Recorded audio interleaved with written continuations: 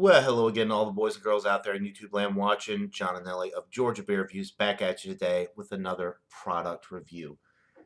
And what I'm looking at is J&B Blended Scotch Whiskey. Justerini and Brooks. Um, this company, Justerini and Brooks, was established in 1749.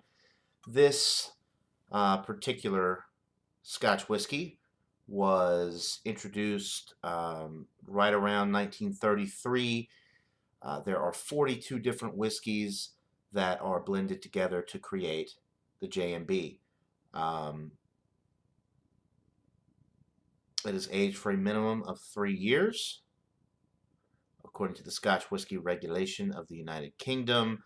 This is a Diageo brand here in the U.S. It's imported by Diageo,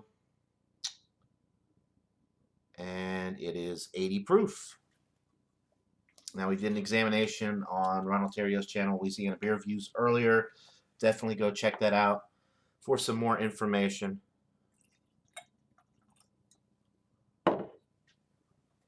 And he does great reviews. He did a solo review of this, so go check that out as well. So I gave it a pour, and as you may be able to see, the color is very, very light. It's a pale straw color. One of the lightest whiskeys that I've ever seen. It does have some nice alcohol legs going down the glass. Very light. On the aroma, okay. The aroma is pretty basic. It's very straightforward. There's really not too much going on with the aroma. You do pick up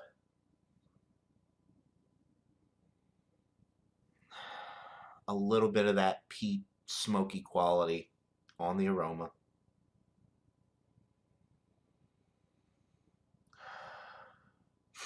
I'm picking up a little bit of corn on the aroma as well. Like a sweet corn or creamed corn type note.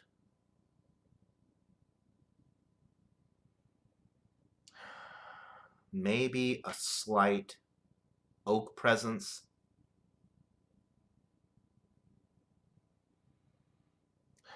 That's pretty much all I'm getting. It's really, like I said, it's very simple, straightforward.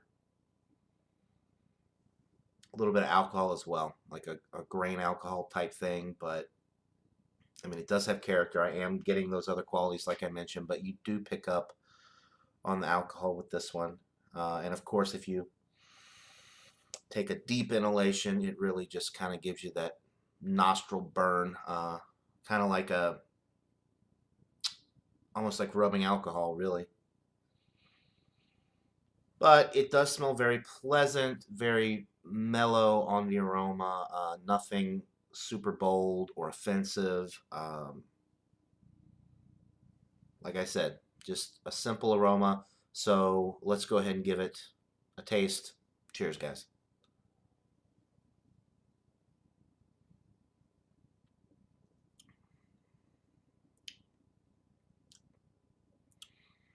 The palate follows the nose. A nice little sweetness initially.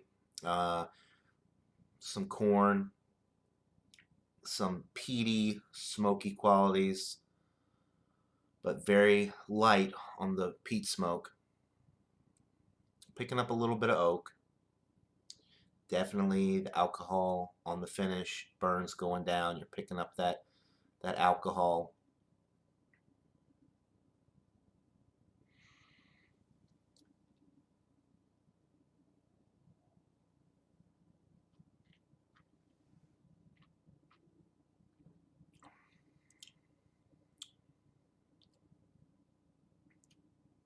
Yeah, definitely some wood presence. Not a charred oak, but almost like a toothpick wood type thing going on with this.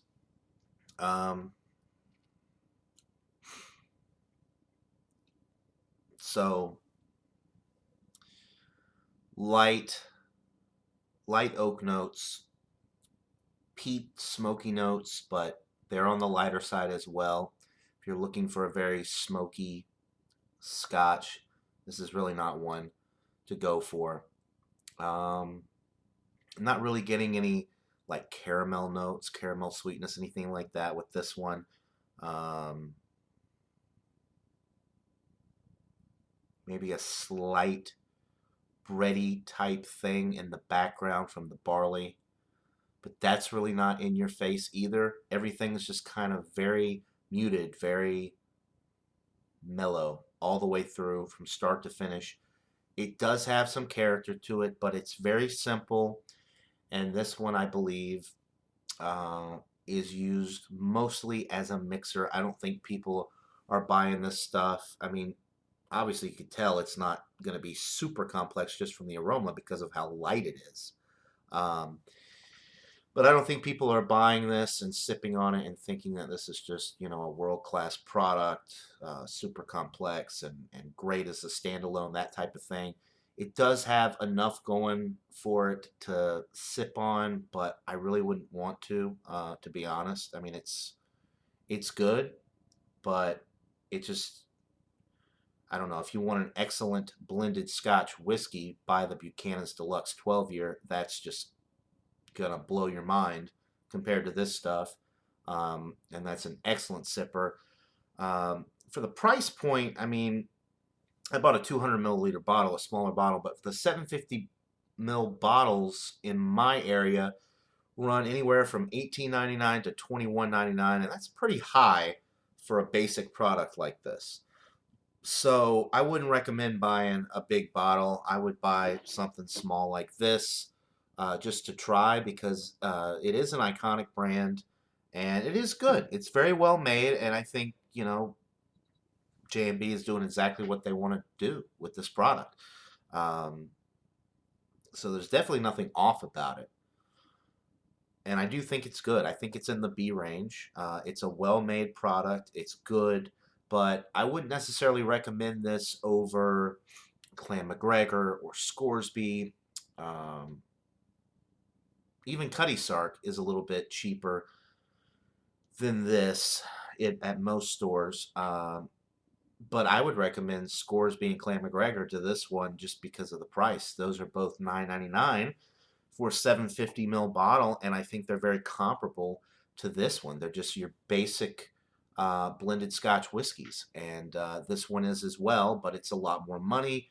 So I wouldn't necessarily recommend buying this one over those other two, the Clan McGregor and the Scoresby. Now, I do think it's a good product. I'm going to go with a B, and I do recommend checking it out if you are a Scotch drinker or a whiskey drinker, just because it's an iconic brand, and I think that it's worth checking out at least once, but I wouldn't recommend buying a big bottle of it because I don't think it's worth the extra money. So I do think it's a B. It's a very well-made product. It does have enough character to sip on and enjoy. However, there are other whiskeys at this price point that are just as good as this. So if I'm buying a larger quantity, I would definitely recommend those over this one. But it's still a great product, very serviceable product, and I'm enjoying it. I'm gonna enjoy this little sample. I might even try to make myself a highball here this evening to enjoy a little bit more. But I do have some ginger ale, so I might mix a little bit with ginger ale and see how. And I'm sure it'll be great with that. It'll actually add more flavor because this is very mellow all the way through, and it would be great as a mixer and a cocktail. So I think that's what I'm going to do with the rest of this. But it is very enjoyable, and I'm going to give it a B. And that'll do it for this product review, guys. I hope you're all having a great day, and until next time, everybody, cheers.